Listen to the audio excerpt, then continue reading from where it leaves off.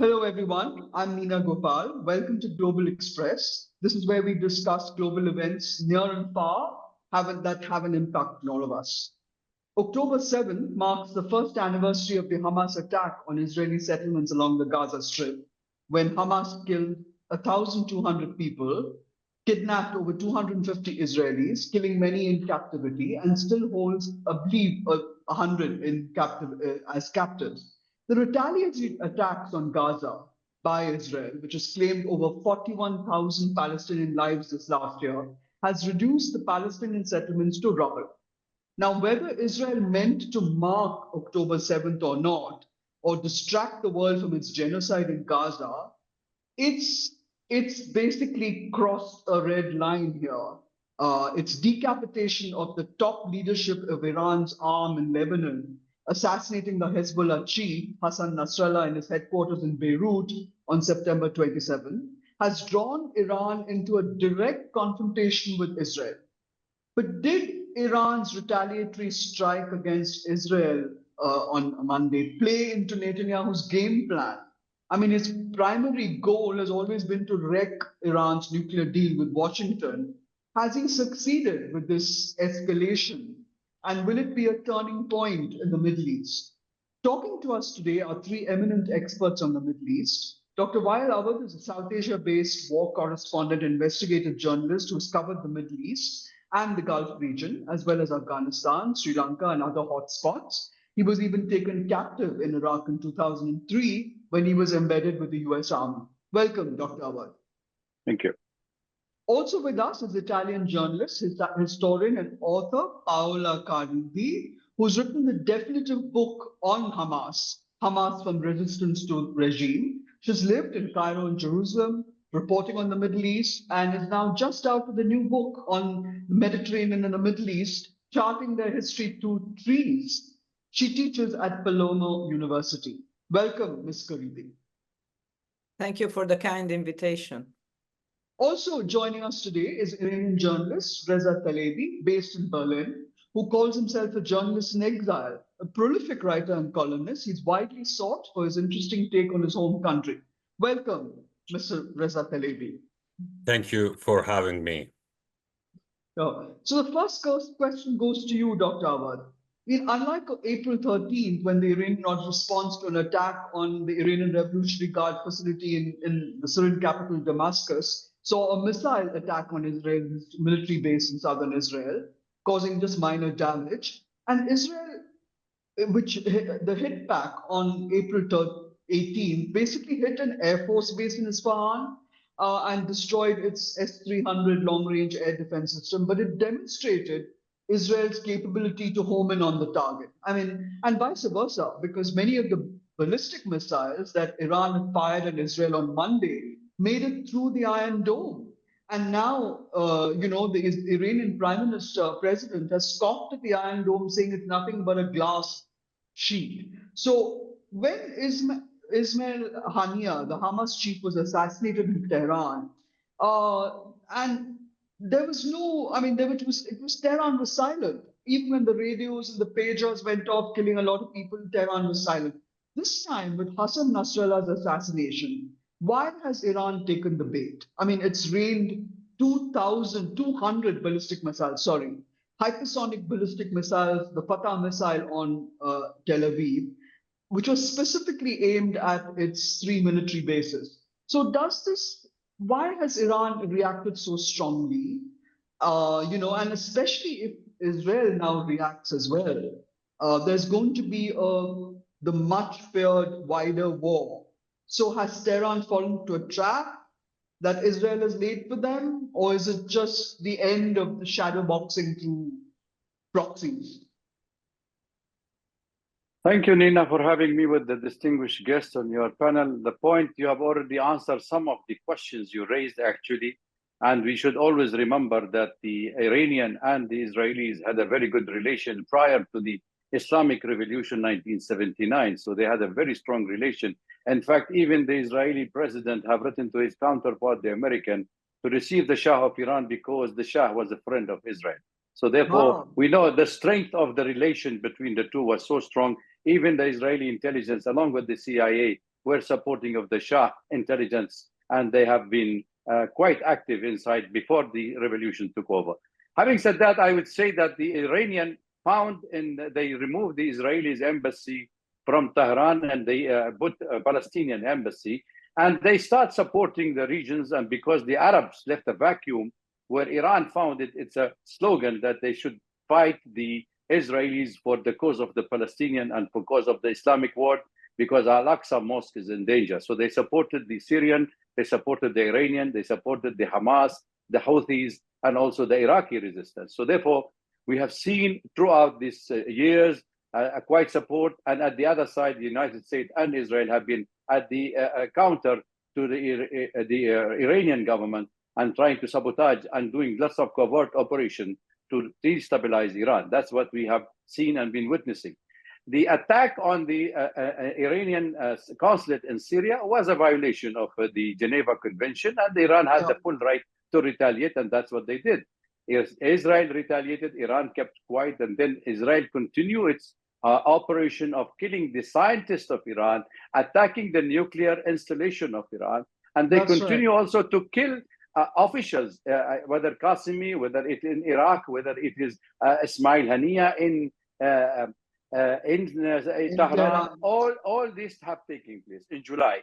So Iranians have been approached by the United States officials and the European and the Arabs, and informed them that there is going to be a ceasefire, cessation of hostility inside Gaza, and that's for please do not attack, because Netanyahu wants to drag you into an open war, and a regional war, want to bring the American, and the American are not interested. You're saying the Iranians had knew this was coming? Yes, that they had assurances from the US side that there is a cessation of hostility by Israel, but we know that Netanyahu breached all the agreements and he refused. He continued the war, and he told the American straight in their face, no cessation of hostility, no exchange of prisoners. I will dictate the terms and I will continue this war. And now, with 1 year passing, he is continuing. He opened another front. When Hassan Nasrallah was killed, I think the Iranians realized and recognized that they cannot stay quiet. They have to retaliate. So they have retaliated with a devastating attack. But they sent a couple of messages here. A, they have not killed any civilian. Remember this. The second, they attacked the military installations, the airports, the airplanes, and they have caused lots of damage, but it is censored by the Israelis, so we don't know how much damages have been done. Nevertheless, we will days will let us know what exactly have been happening. I think what the Iranian now currently are doing, they are saying that if the Israeli attack again, it will be a devastating. And what worries me is that we all know that it's Israel, the only nuclear state in the Middle East, and it's the only state which undeclared more than 100 nuclear arsenals heads they are having. And right. Iran having a civilian installation there. If tomorrow Israel attacked the installation in Iran, and Iran retaliate by attacking Daimuna military nuclear base, then I think we whole of the region will be at catastrophe. So I think global peace and security at risk, and we should all work together to ensure that there is no widening of this war, because the American knows that Netanyahu, by all means, he wanted to drag Iran into a war with the United States. Yeah, so if I can come to you, Mr. Talebi, why would Iran walk into this? It's walked into it with its eyes wide open. I mean, we all know that the White House is currently rudderless. It's a lamed up government, and whatever, President Joe Biden may say, he hasn't been able to rein in Netanyahu. And yet you also have the, such statements of support from the US National Security Advisor, Jake Sullivan, who says that the US and Israel have spent months planning how to intercept Iran's missile. But are we now seeing Biden and Netanyahu on the same page vis-a-vis Iran retaliating? Because Biden said, make no mistake, the United States is fully supportive of Israel. So Israeli military, I hear, is advocating caution on attacking Iran, Iran's nuclear installations and so on. I believe it wants the US fully on board. What do you see happening? Because there are also people who are saying that Iran, which has dialed it down all this time, will no longer do that. Or, Israel will be held back by the US, which also hasn't happened all this time. So what do you expect to see happen? Thank you for inviting me. I would like to extend my greetings to you, the viewers, and the esteemed guests. Now, in response to your question, uh, I was work for the Iranian military as a captain in the Iranian raiders system, and now I am continuing my experience about Iran at the Leipzig University. And for your question, I don't think Israel will back down under the circumstance right now. Israel is trying to enter Lebanon and repeat the events of the 1980s. Netanyahu has been carrying out attacks in Syria for years, and it is also under pressure from the Houthis and the Hamas. However, in such condition, based on the octopus doctrine, which was introduced during the Naftali Bennett's tenure, Israel is fully determined to drive Tehran into the battlefield. Tehran had previously agreed to condition in its dialogue with the Americans in Oman, including non-expansion of the war and limits on ballistic missiles. But after the assassination attempt on Hania in Tehran and the series of the attacks on the Quds Force and the Nasrallah, Tehran has felt greatly threatened. Israel intelligence penetration and the internal crisis within the country prompted Tehran in coordination with the US to give a limited response to Israel. The problem, however, is that contrary to our belief, Israel is not fully aligned with the Washington, and in the event of the Israel response, which I believe will definitely happen, the US will be forced to intervene militarily. This means we are not just in a cycle of the retaliation. Believe me, we have been at war for a long time. Under this circumstance, no return seems likely at this time. Iran lacks the potential for a full-scale war, and believe it has somehow fallen into Netanyahu's traps. Everything now depends on Tel Aviv response. If Israel delivers a strong and firm response targeting Iran-sensitive facilities, there will certainly be no end to the conflict. Let me add one more thing. Thinking that the U.S. will stop supporting Israel is a mistake. The Yeah. crisis that Iran is caught in is vast. Iran knows the war could lead to destruction, and the failing to respond to a possible Israeli attack would weaken in significantly. Iran So is you're yeah. basically saying that Iran had no choice but to react to Israel's attack in southern Lebanon and the killing of Nasrallah and Ismail Haniya. Finally, you said they, Exactly, exactly.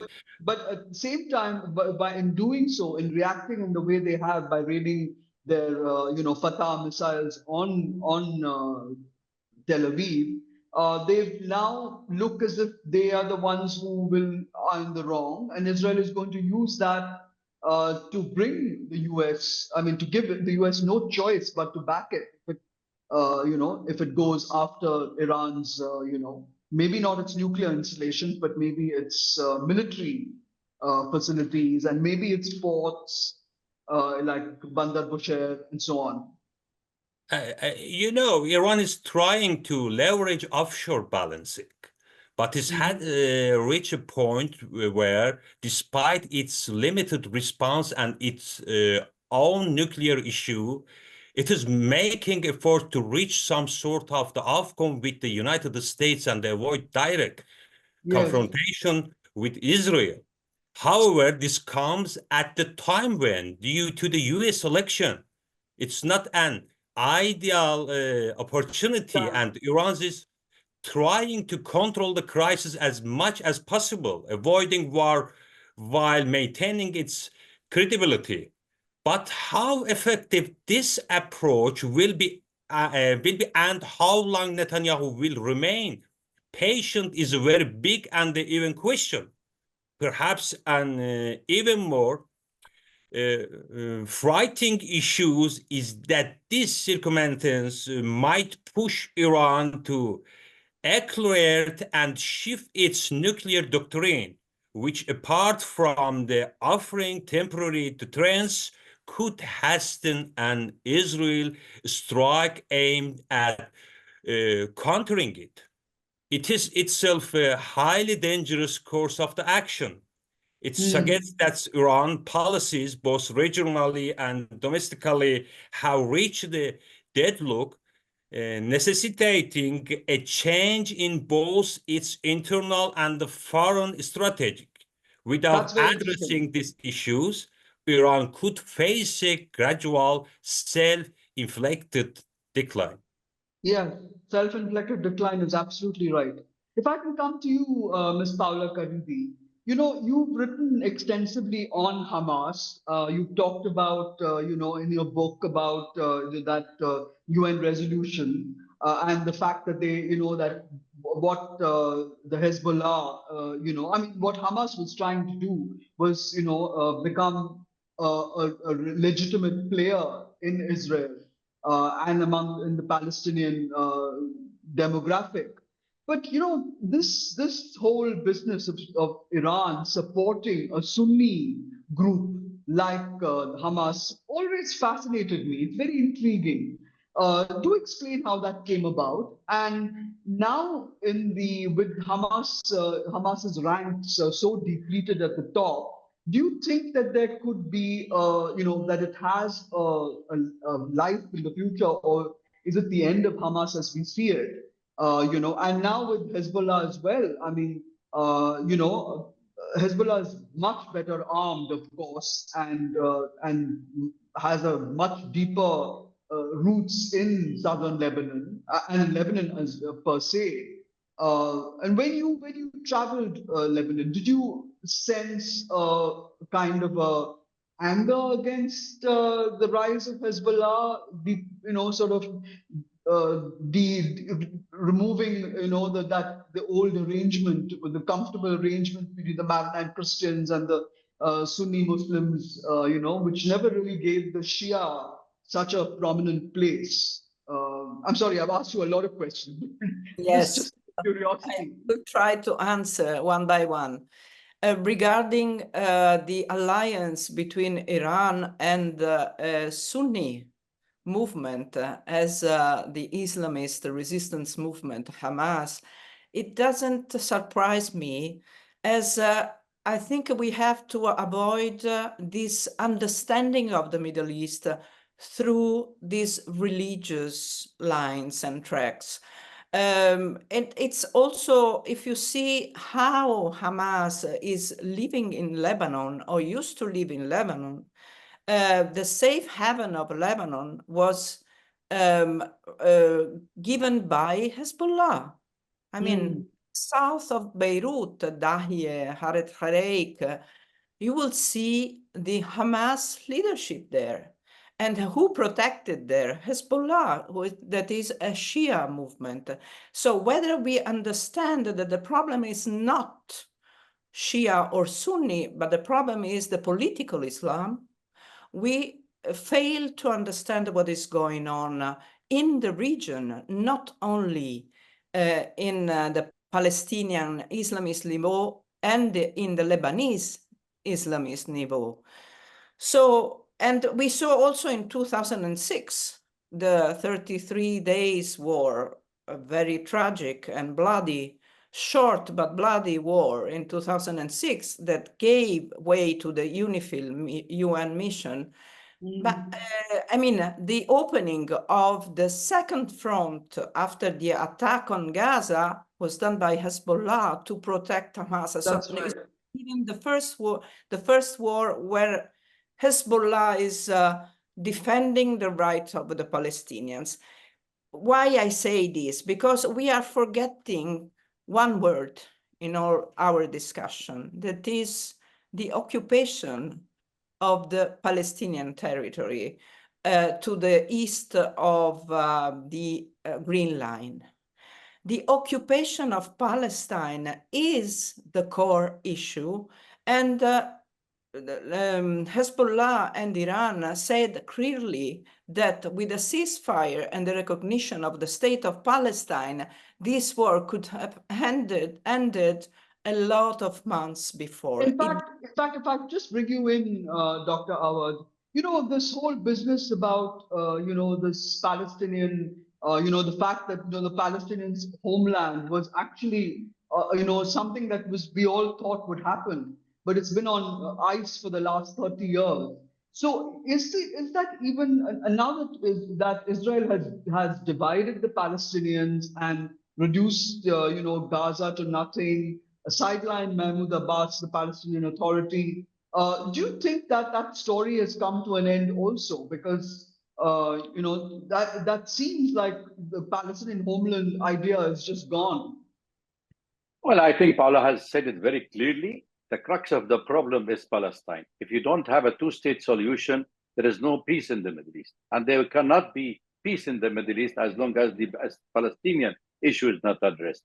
Hamas came to existence with the help of the Israelis. Let's be clear on this, to counter the PLO. And I think there are many issues on this. Even Netanyahu has been accused of siphoning $50 million out of the $250 million that Qatar have sent to Hamas. Let's say clearly there's a case against him in the court of Israel. This is one. Secondly, Hezbollah came to existence only after the Israeli invasion of south of Lebanon, after invading of a second capital, which is Beirut.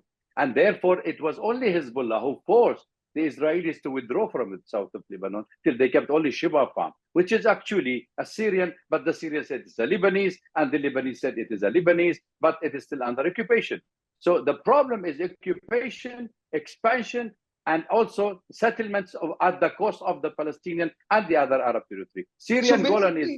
So basically what you're saying is that now the Israeli expansion is now seen, not just Gaza Strip, but the West Bank and now southern Lebanon as well. So it's a territorial acquisition that is being made. I mean, look at the map where Israeli themselves, the party of Israel, calling it a greater Israel. I mean, look at it. How much we can deceive the public. It is Arab, the Sinai Peninsula. It is Syria, Jordan, Lebanon, 1/3 of Saudi Arabia, Iraq. The whole area is greater Israel. I mean, are we fooling the public that this is a people who really are victim of aggressions or terrorism? There is a question here to be addressed. If you bring in an old testimonies and you write it on your own to say that this is my land, and 2,500 years ago, the Palestinians do not belong to this. Jericho is 11,000 years old. So the Palestinian and Palestine existed even before the Jew came to the area. I wouldn't be against the Semite by saying so, because we are Semite as well. We gave shelter to the Palestinians. The Israeli came to stay and live among us. The only period in the history of Israel and the Jew was under the custody of Islam, where they have been supported and been giving shelter.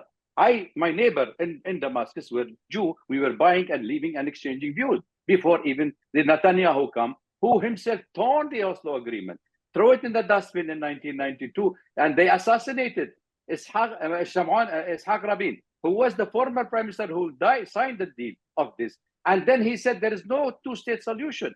You cannot deny the Palestinians their right of existence because you have the might. Might is not right. The right is might. This is the point we are trying to explain. If I can come to you, Professor Talibi, is it? Do you feel that the Netanyahu feels that he's finished off the Palestinians and now he can take on the bigger enemy, which is he's castrated Hamas, he's fixed the Hezbollah, and even though Hezbollah is fighting back in southern Lebanon, is it premature to write off Iran's axis of resistance? Are we making a jump where which is not really realistic, because you still have the Kataib, Hezbollah in Syria and Iraq? First, I want to say to you, I am not a professor, I am doctor. Doctor, doctor, you're the one who said nobody No called you problem, no doctor. problem. And the first, with the elimination of the Nasrallah, there might be the slight disruption within Hezbollah, but in my opinion, it still has the power of the response to Israel.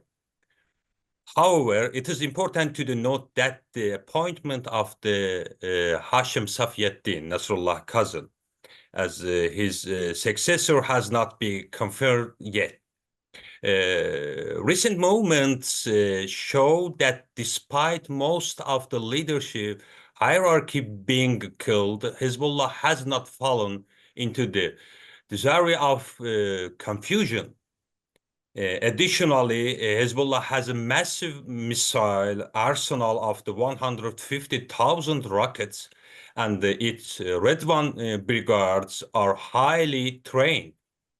While it is true that Israel holds dominance over Hezbollah in terms of air, sea, and intelligence, and they are not even comparable in ground warfare, regular armies often face challenges when advancing against irregular forces. Interestingly, yesterday, Lebanon's Foreign Minister Abdullah Abu Habib said the Nasrallah was about to negotiate peace, and Really? this was communicated to Paris. But after that, we witnessed his assassination. You're saying that Hassan Nasrallah was going to negotiate with Israel for peace? Yeah. That is an amazing development. So why did they bump him off then? I don't know. It's very complicated. I cite from the Foreign Minister Abdullah Abu Habib, and you know that Haniyeh tried to make a peace with Israel, and after this, we saw the Haniyeh assassination in Tehran. And regarding for your response regarding Iran's proxy forces in Iraq, because you spoke about the Iran proxy forces in the Iraq, such as the Kataib, Hezbollah, Kataib, Ahl al-Haq, and all of them, the situation is somewhat different. In Iraq, there is a Shia religious authority named Ayatollah Sistani. That's right. To whom some forces are loyal while others are not. And there is also a figure named Muqtada al-Sadr. Yes. Alongside this, Iran is trying to maintain its command over the forces in Iraq. But spiritually, it does not have complete influence over all the forces, including the Popular Mobilization Forces, PMF, Hashd-e-Shabi, which is now part of the Iraqi army. The situation of Iranian proxy forces in Syria is not good either. With a part of the Hezbollah, it's a nation in Syria to train and support them. Financially, Iran is a dire situation and cannot support this group adequately. That's very interesting. If I can just come to you, Ms. Caridi, you know, we brought up the point about the undercurrent of hostility that is there in Lebanon against you know, Iran's proxy, very powerful proxy in Hezbollah. Is that a factor? You think that, and even in Israel itself, there is also a very great antipathy towards what Netanyahu is doing. These are all undercurrents that you, as a journalist, you know, have sensed and spoken about. Is that a factor that is driving Netanyahu to, you know, to sort of ensure that none of that happens, that he can continue to do what he wants, which is, you know, destroy Iran?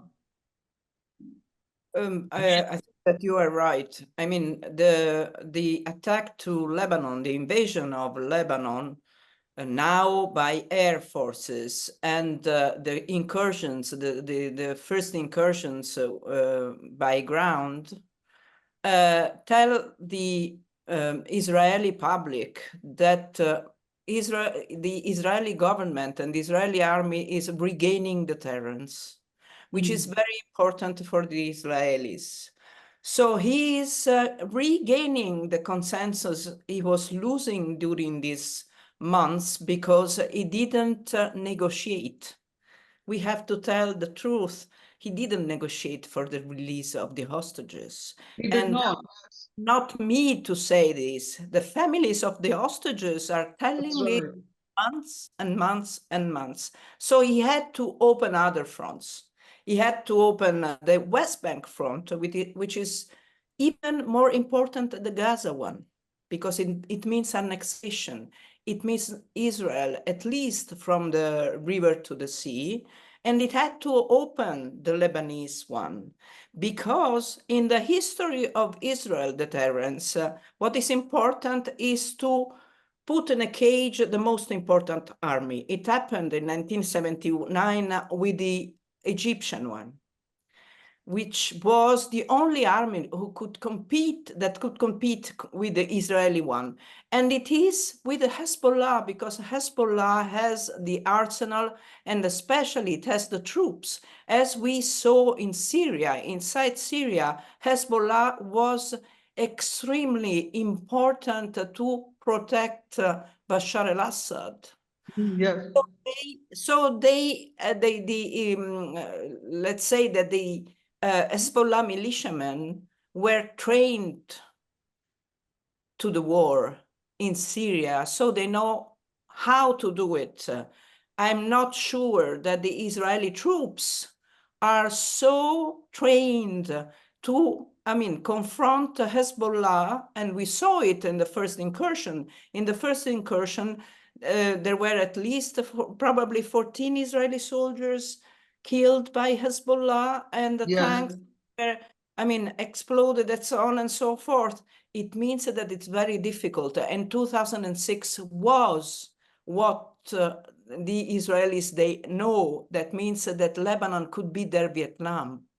Very interesting point. And the other thing is that Israel, or the Netanyahu government, is applying the Gaza doctrine to Lebanon. It means to kill civilians, to bomb civilian infrastructures, to push the people, the civilians, to go away from their villages. It means 1/3 of the Lebanese population is now out of their houses and is now in, let's say, central Lebanon, northern Lebanon, or even Syria. This is, But Paola, I have one thing to say. I would like to say this, in the sense that Iran has used its proxies also very cleverly, in the sense it has got militia in various countries that are embedded with civilians, whether it is in Gaza with be it Hamas, or in Lebanon with the Hezbollah, and in Yemen with the Houthis. So in Hodeidah and areas like that. So in the sense, isn't that also a tactic that Iran has used, to attack Israel without being in direct confrontation with Israel? And right now that has changed. I think we have to differentiate between Houthis, that is another matter of fact, and Hamas is a very nationalist movement. And Hezbollah, that is a very nationalist movement. So we can't say, and even if there are civilian population where there are military infrastructures, it is the same in Israel. What about the Ministry of Defense in the core of Tel Aviv? Yeah, that's true. We tend to have a double standard when we see civilians, but civilians have the right to be protected also in what we consider military areas. And it means that if we don't protect them, we are destroying the international architecture. we are destroying the United Nations, we are destroying the norms, we are destroying the legal infrastructure of the international system. And this is what we are seeing now. It's impossible to see a populous neighborhood as Dahye, which is the most populous in Beirut, bombarded as it was, bombed as it was in the last 10 days, or even the center of Beirut. This is not a war against the Hezbollah. This is a war against Lebanon. And the last thing I wish to say is that when we think about the Shia population of Lebanon, this is the majority of the Lebanese population. That's true. It's an agreement in Lebanon, let's say a fair agreement, that they don't count the number of people affiliated to the sects. But all of us know that the Shia population is the majority of the Lebanese population. What does it mean? That we can allow Israel to bomb all Lebanon? That's a very good point. Dr. Awwad, if I can come to you, there is also a lot of, a talk about the fact that, that the Gulf Arabs are complicit in this whole game. I mean, do countries like Saudi Arabia and, countries like the UAE, do they want Iran brought to its, have a comeuppance? I mean, do the Gulf countries want Iran to be defanged? I mean, Bahrain has a huge Shia population as well. Where do these countries stand? And I'd like Professor Talebi to comment on that point as well. Dr. Awwad, what do you have to say? I think the Gulf country, after the visit of the president of Iran to Qatar, and he met with a couple of them, and there were assurances that they will not be attacked in case of a war breakup, regional or the United States takes place. But if there is any American flight or American airplane or a rocket comes out from any military bases in the Gulf, that means all this will be a legitimate target for the Iranian. So therefore, it's not only the Iranian oil installation will be affected, it will be Saudi Arabia and the rest of the Gulf country. So believe me, all the stakeholders in the region are not interested in any regional war because they know they are more vulnerable for a war, and there will be a catastrophe on the global trade and oil, a catastrophe on the global peace and security. These are the issues has to be addressed by the international community who failed till now to address the Palestinian cause, actually, and then to speak of a regional war currently. So I think the Iranian made it very clear, and most of the Arab countries at the moment, after the approachment between Saudi Arabia and Iran by the Chinese, I think even the Chinese, the Russian, everybody saying we do not want the war, except Netanyahu and his right-wing extreme wing government that they wanted to go for a war. Nobody, even the United States, doesn't want a war, Neena. It's not an easy task that we are able to. Once you start a war, you cannot stop it. But this perpetual provocation by Israel and attacking all the fronts, it leads to a permanent war. If you want peace, apply the UN Security Council resolution in this regard. I wanted to come back to Paola's point, which is very important, about the political Islam. Actually, it was the West who encouraged political Islam. And we have to say it very clearly. I mean, they fought for 200 years in Europe. They separated the church from the governing body. But why they encourage political Islam in the Arab world? This is the first question I keep on asking every intelligent and every scholar. Why are you encouraging? You had a clean and break policy. You went and brought Arab Spring. You brought all the Muslim Brotherhood organization. You brought Erdogan, the de facto Khalifa, who has promoted all these Muslim Brotherhood organizations in the Arab countries. Where are we heading? This is the problem. When you speak of democracy and all these things, when Hamas won the election, everybody went against Hamas. When Morsi won the election, they made a coup. Then what are you creating? You are creating a chaos in the region, and you're making this failed state. If you you invade Iraq on a mass deception, not a weapon of mass destruction, mass deception, you went. You went to Syria, you brought IS and Al-Qaeda. You went to Libya, you brought also Al-Qaeda there. You went to Yemen, you went to Sudan. Where are we going? The arm industry in the United States only wants war and wants more war zone in the region. That's why they can sell arms there, where they can survive at the power, whether it's a democratic, whether it is a Republican. It's the fact of the matter. We are opposed in the hand of the chess games of the Western power and the big powers, because the conflict of interest is very much played in the Middle East.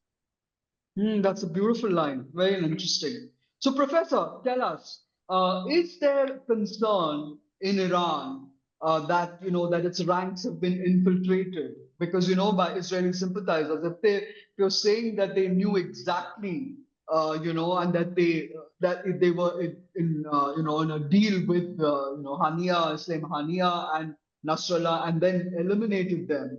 It almost looks as if the US is also playing the same game, that the US is backing Netanyahu on a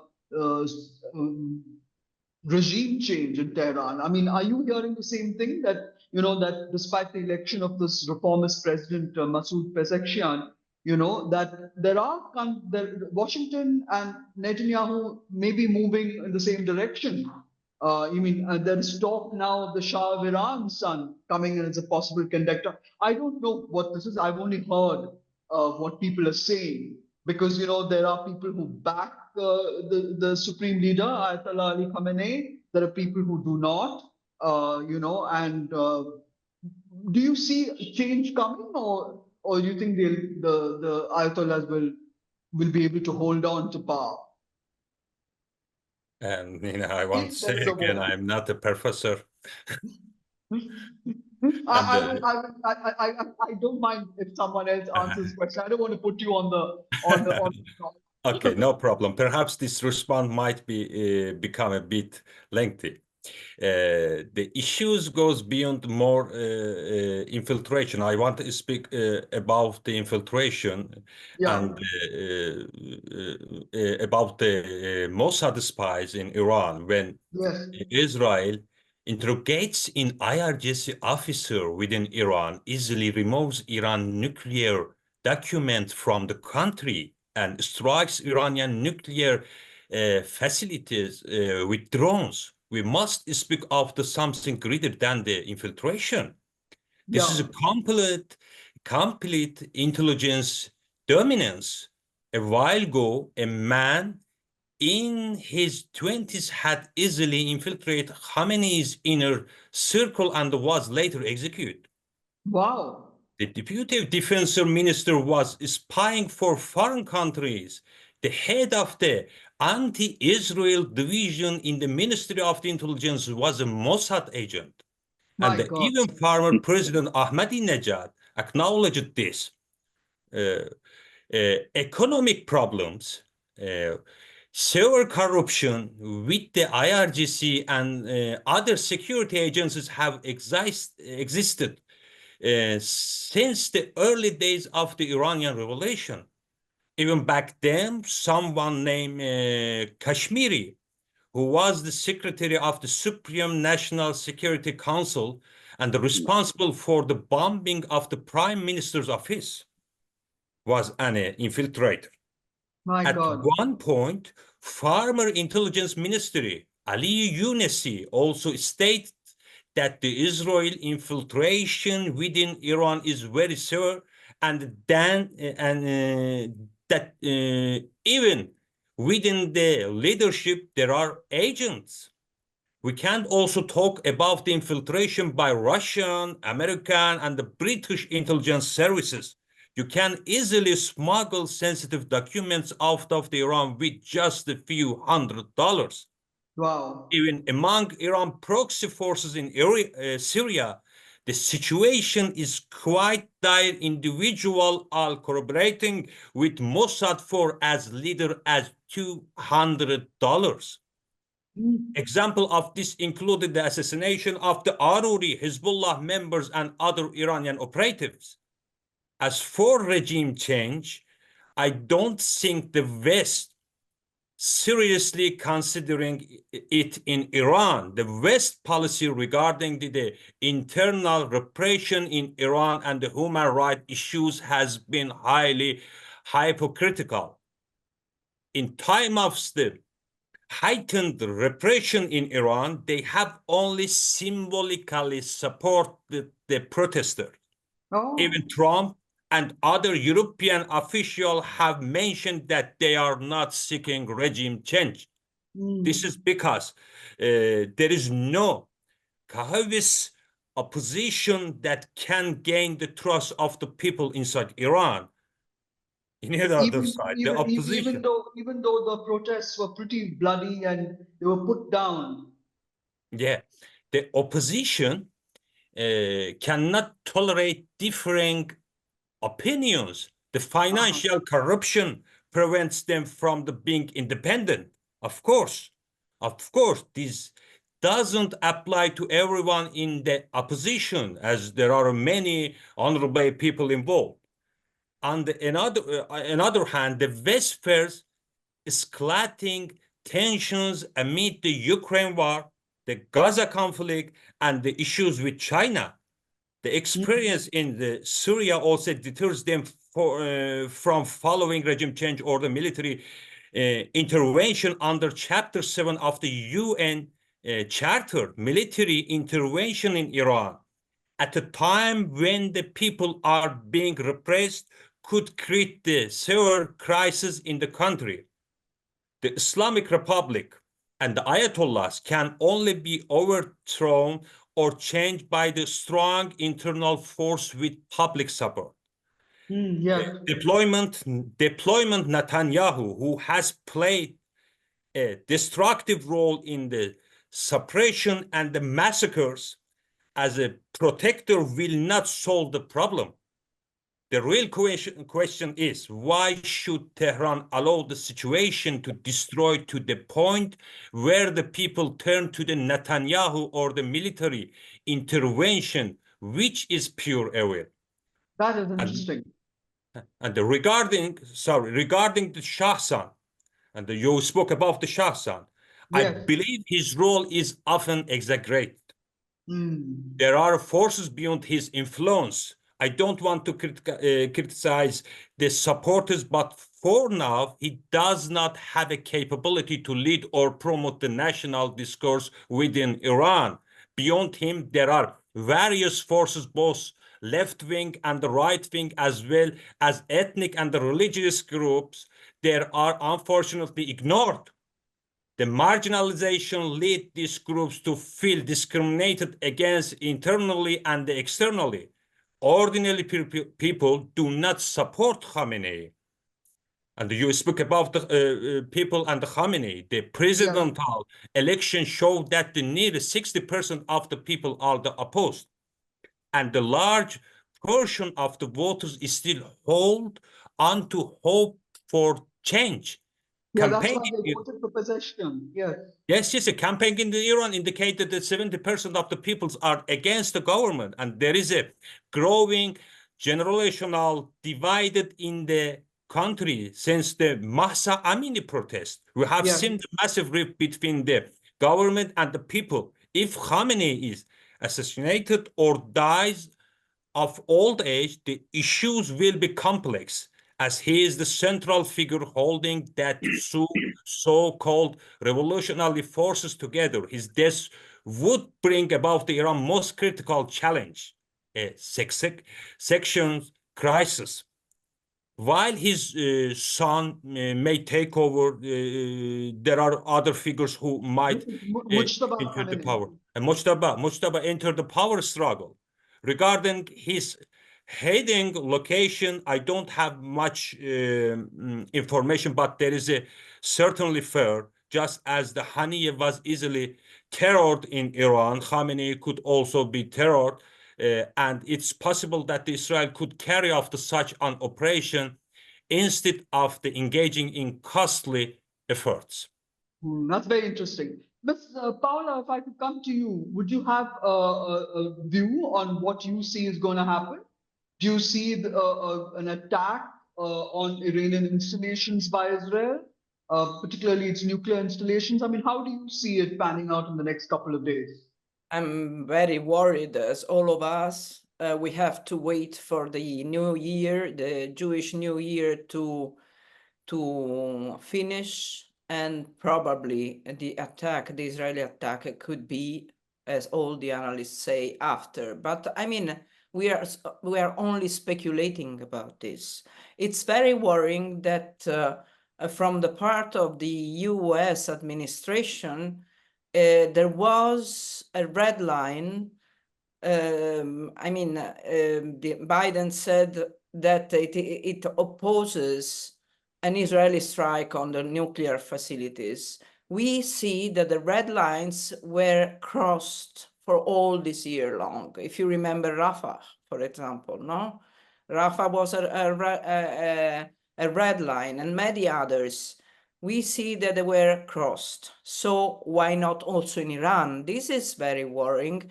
It is very worrying also the fact that there is not only Iran, but we saw that Iran, for the second time in few months, launched its missiles on the airspace, Jordanian airspace. It means that through Jordanian airspace, you're right. Complicate even further this war, because it's not an escalation. We have also to be very clear. It's not an escalation, it's a war. It's a war since months. And I mean, escalation means there will be something in the future. But in this present and in the past year, we saw war ongoing, and I think it will continue. And really, if I have to say, I'm very pessimistic because there is not an international community, and especially a Western community that is dealing with this matter the same way it dealt, for example, with this Russian invasion of Ukraine, and with other conflicts, with other wars in the world. What does it mean that this I call the institutional architecture of the international community?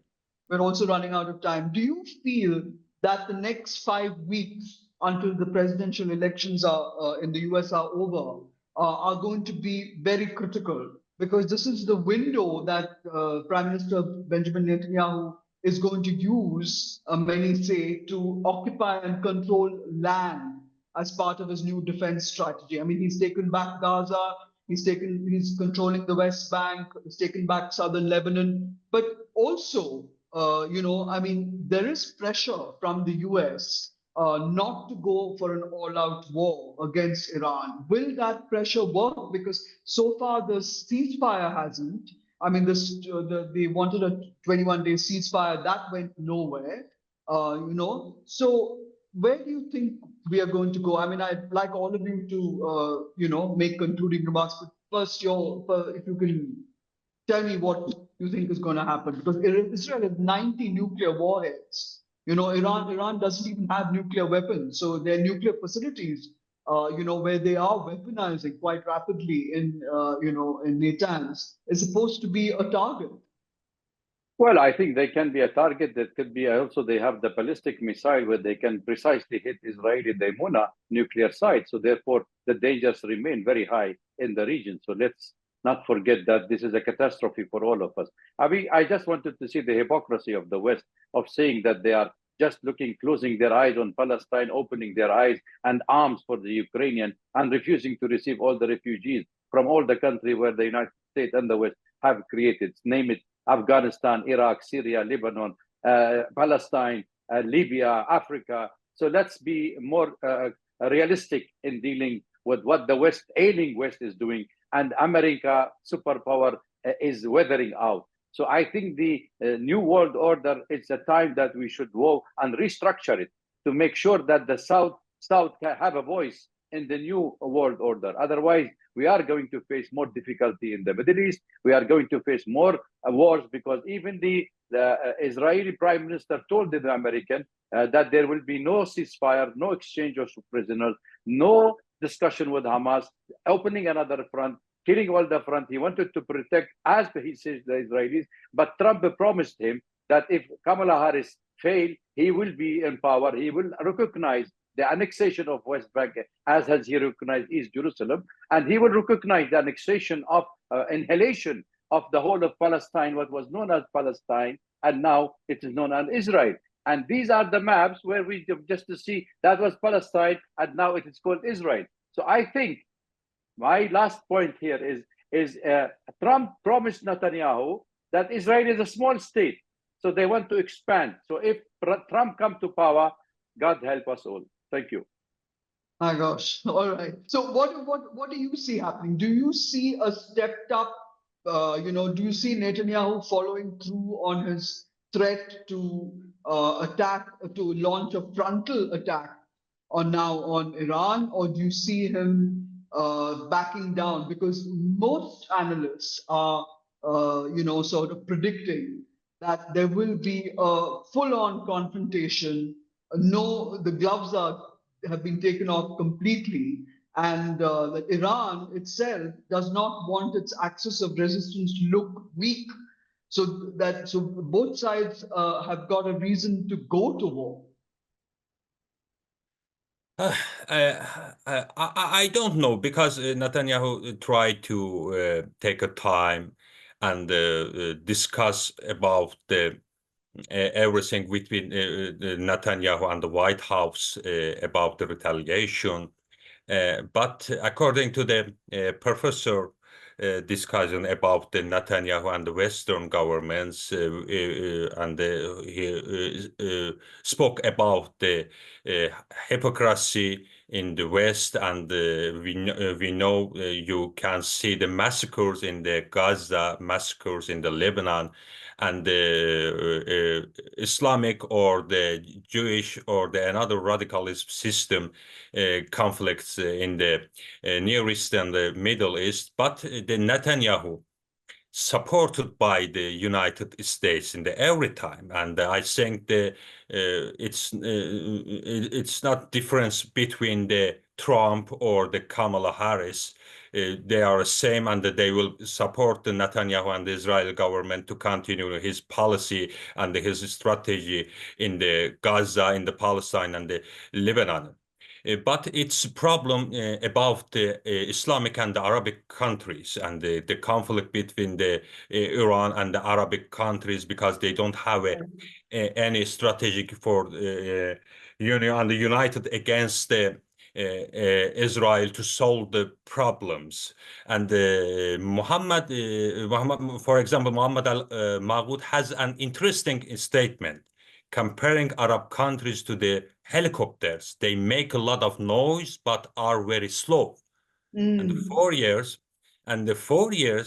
Iran has tracked the current policy towards them. And of course, they have also opposed Iran.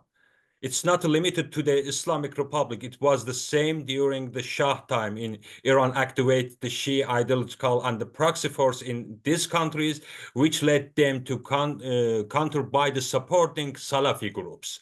I'm not discussing the advantage of this action, but the ideological, religious, and even racial perspectives have 4 years prevented these countries and the Iran from fully and synchronously cooperating.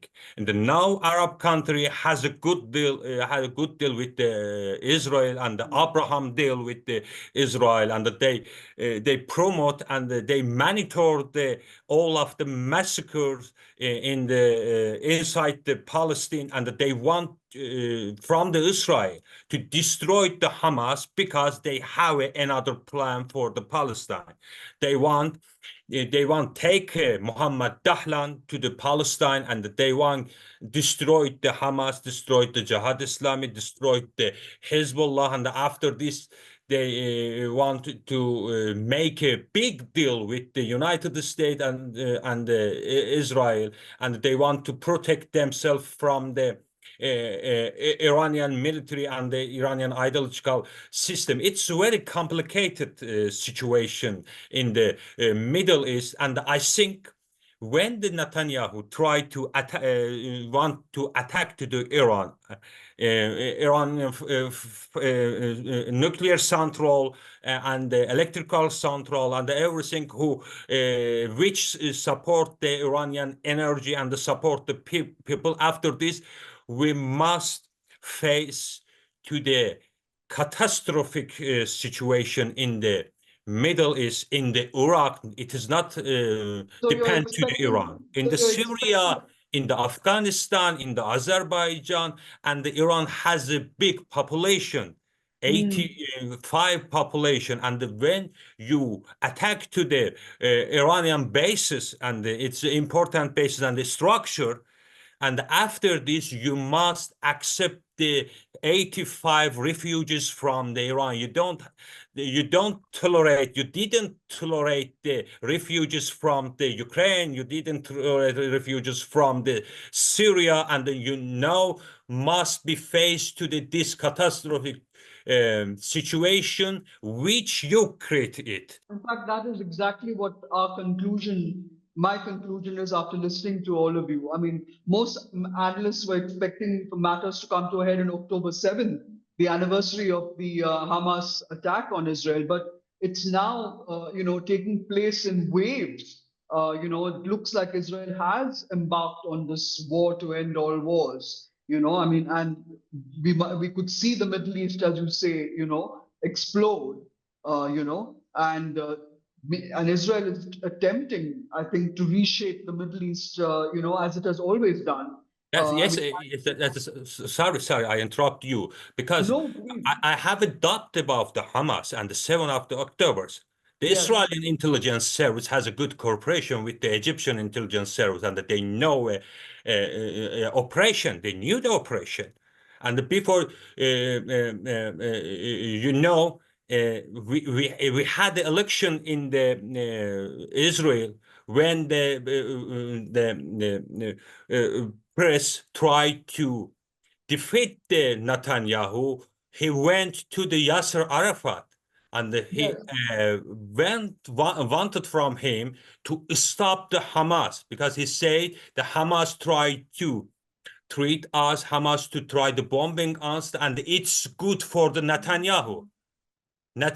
After this Netanyahu go to the election, and he had a good victory, and after this try to control all the Palestinian issues with the Hamas, to try to make a spice in internal the Hamas, to try to tolerate another thing, and try to destroy the South, try to destroy the another Palestinian groups, because he want to live the Hamas. He want the Hamas, and after this, he tried to massacre and make collective punishment against the Palestinian people. After this, against the Lebanon people, and after this, against the Syrian people, because he said, you see the Iran is make a problem that you make a problem against the region, against the Israeli people, and it's a problem. The Netanyahu is a problem,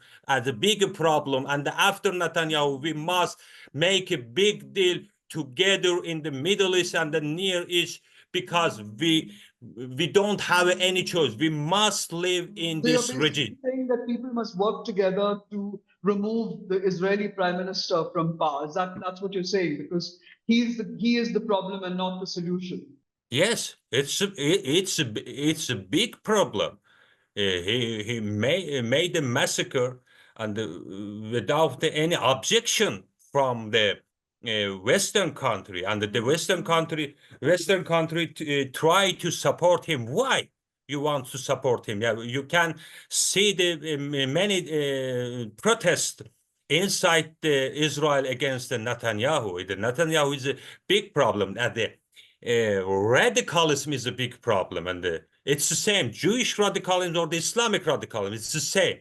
And Iran tried to extract his ideological strategy whole across the region, and Netanyahu tried to extract his ideological strategy across the region. And they try such a these and the sentence, and we don't have these and the antithese. We don't have a good sentence in our region.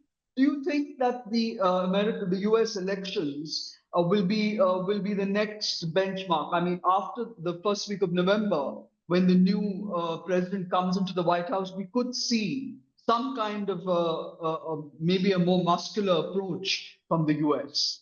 I'm running out of time completely, but so a very quick answer, sir. No, I don't have any hope about the US. I don't have because US has a fundamental strategy to support the Israeli. I don't have any hope about the US. I have hope for the another countries inside and across the region. Thank you very much, Mr. Reza Talebi, for coming into this program. Thank you very much, Dr. Awwad, for coming on the show. Thank you, Paola Caridi. It remains to be seen whether this conflict will escalate or whether the United States will get more directly involved in the defense of Israel, and what happens to the Palestinian people after this year-long war. Thank you, viewers, for watching Global Express. Please go to the new Indian Express and click on the Global Express icon to watch the show. Thank you very much.